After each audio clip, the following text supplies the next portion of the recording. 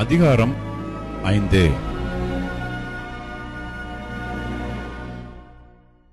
அந்நாளிலே தெபொராளும் அபினோகாமின் குமாரன் பாராக்கும் பாடினதாவது: கர்த்தர் இஸ்ரவேலுக்காக நீதியை சரிக்கட்டினது நிமித்தமும் ஜனங்கள் மனப்பூர்வமாய் தங்களை ஒப்புக் கொடுத்தது நிமித்தமும் அவரை ஸ்தோத்திரியுங்கள்.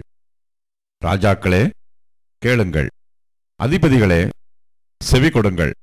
நான் கர்த்தரை பாடி இஸ்ரவேலின் தேவனாகிய கர்த்தரை கீர்த்தனம் பண்ணுவேன். கர்த்தாவே, நீர் சேயீரிலிருந்து புறப்பட்டு ஏதோமின் வெளியிலிருந்து நடந்து வருகையில் பூமி அதிர்ந்தது, வானம் சொரிந்தது, மேகங்களும் தண்ணீராய் பொழிந்தது. கர்த்தருக்கு முன்பாக பர்வதங்கள் கரைந்தது, இஸ்ரவேலின் தேவனாகிய கர்த்தருக்கு முன்பாக சீனாயும் கரைந்தது. ஆனாத்தின் குமாரனாகிய சம்காரின் நாட்களிலும் யாகேலின் நாட்களிலும் பெரும் பாதைகள் பாழாய் கிடந்தது, வழி நடக்கிறவர்கள் பக்க வழியாய் நடந்தார்கள். தெபொராளாகிய நான் எழும்புமளவும், இஸ்ரவேலிலே நான் தாயாக எழும்புமளவும் கிராமங்கள் பாழாய் போயின, இஸ்ரவேலின் கிராமங்கள் பாழாய் போயின. நூதன தேவர்களை தெரிந்து கொண்டார்கள். அப்பொழுது யுத்தம் வாசல் வரையும் வந்தது. இஸ்ரவேலிலே 40,000 பேருக்குள்ளே கேடகமும் ஈட்டியும் காணப்பட்டதுண்டே. ஜனங்களுக்குள்ளே தங்களை மனப்பூர்வமாய் ஒப்புக் கொடுத்த இஸ்ரவேலின் அதிபதிகளை என் இருதயம் நாடுகிறது. கர்த்தரை ஸ்தோத்திரியுங்கள். வெள்ளை கழுதைகளின் மேல் ஏறுகிறவர்களே, நியாயஸ்தலத்தில் வீற்றிருக்கிறவர்களே, வழியில் நடக்கிறவர்களே, இதை பிரஸ்தாபியுங்கள். தண்ணீர் மொண்டுகொள்ளும் இடங்களில் வில் வீரரின் இரைச்சலுக்கு நீங்கினவர்கள் அங்கே கர்த்தரின் நீதி நியாயங்களையும் அவர் இஸ்ரவேலில் உள்ள தமது கிராமங்களுக்கு செய்த நீதி நியாயங்களையுமே பிரஸ்தாபப்படுத்துவார்கள். அது முதல் கர்த்தரின் ஜனங்கள் ஒலிமுக வாசல்களிலே போய் இறங்குவார்கள். விழி விழி, தெபொராளே விழி விழி, பாட்டுப்பாடு. பாராக்கே எழும்பு, அபினோகாமின் குமாரனே உன்னை சிறையாக்கினவர்களை சிறையாக்கி கொண்டு போ. மீதியாயிருந்தவர்கள் ஜனத்தின் பிரபுக்களை ஆளும்படி செய்தார். கர்த்தர் எனக்கு பராக்கிரமசாலிகளின் மேல் ஆளுகை தந்தார். அமலேக்குக்கு விரோதமாக இவர்களுடைய வேர் எப்ராயீமிலிருந்து துளிர்த்தது. உன் ஜனங்களுக்குள்ளே பென்யமீன் மனுஷர் உனக்கு பின் சென்றார்கள். மாகீரிலிருந்து அதிபதிகளும் செபுலோனிலிருந்து எழுதுகோலை பிடிக்கிறவர்களும் இறங்கி வந்தார்கள். இசக்காரின் பிரபுக்களும் தெபொராளோடே இருந்தார்கள். பாராக்கை போல இசக்கார் மனுஷரும் பள்ளத்தாக்கில் கால்நடையாய் அனுப்பப்பட்டு போனார்கள். ரூபனின் பிரிவினைகளால் உண்டான இருதயத்தின் நினைவுகள் மிகுதி. மந்தைகளின் சத்தத்தை கேட்க நீ தொழுவங்களின் நடுவே இருந்து விட்டதென்ன? ரூபனின் பிரிவினைகளால் மனோ விசாரங்கள் மிகுதி. கீலேயாத் மனுஷர் யோர்தானுக்கு அக்கறையிலே இருந்து விட்டார்கள். தாழ் மனுஷர் கப்பல்களில் தங்கியிருந்ததென்ன?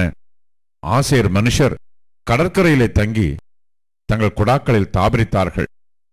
செபுலோனும் நப்தலியும் போர்க்களத்து முனையிலே தங்கள் உயிரை எண்ணாமல் மரணத்துக்கு துணிந்து நின்றார்கள்.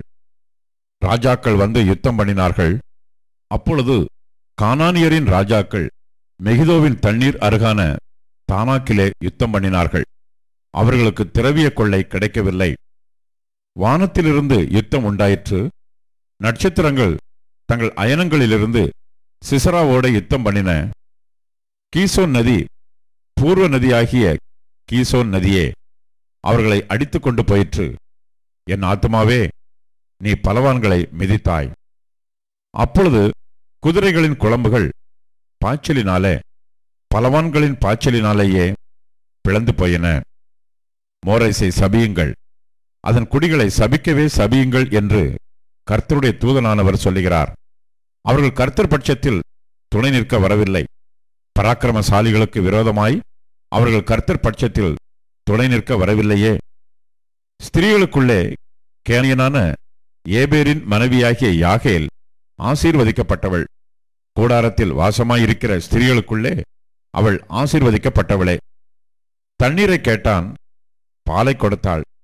ராஜாக்களின் கிண்ணியிலே வெண்ணெயை கொண்டு வந்து கொடுத்தாள். தன் கையால் ஆணியையும் தன் வலது கையால் தொழிலாளரின் சுத்தியையும் பிடித்து சிசராவை அடித்தாள். அவன் நெற்றியில் உருவக் கடாவி அவன் தலையை உடைத்து போட்டாள். அவள் கால் அருகே அவன் மடங்கி விழுந்து கிடந்தான். அவள் கால் அருகே மடங்கி விழுந்தான். அவன் எங்கே மடங்கி விழுந்தானோ அங்கே மடிந்து கிடந்தான்.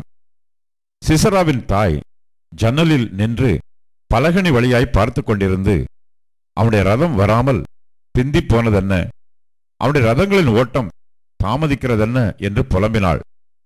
அவளுடைய நாயகிகளில் புத்திசாலிகள் அவளுக்கு உத்தரவு சொன்னதுமன்றி அவள் தானும் தனக்கு மறுமொழியாக, அவர்கள் கொள்ளையை கண்டுபிடிக்கவில்லையோ, அதை பங்கிட வேண்டாமோ, ஆளுக்கு 2 பெண்களையும் சிசராவுக்கு கொள்ளையிட்ட பல வருணமான ஆடைகளையும் கொள்ளையிட்ட பல வருணமான சித்திர தையல் ஆடைகளையும் கொள்ளையிட்டவர்களின் கழுத்துக்கு இருபுறமும் பொருந்தும் சித்திர தையலுள்ள பல வருணமான ஆடைகளையும் கொடுக்க வேண்டாமோ என்றாள்.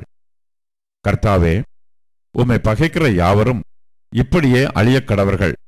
அவரில் அன்பு கூறுகிறவர்களோ வல்லமையோடு உதிக்கிற சூரியனைப் போல இருக்க கடவர்கள் என்று பாடினார்கள். பின்பு தேசம் 40 வருஷம் அமைதலாயிருந்தது.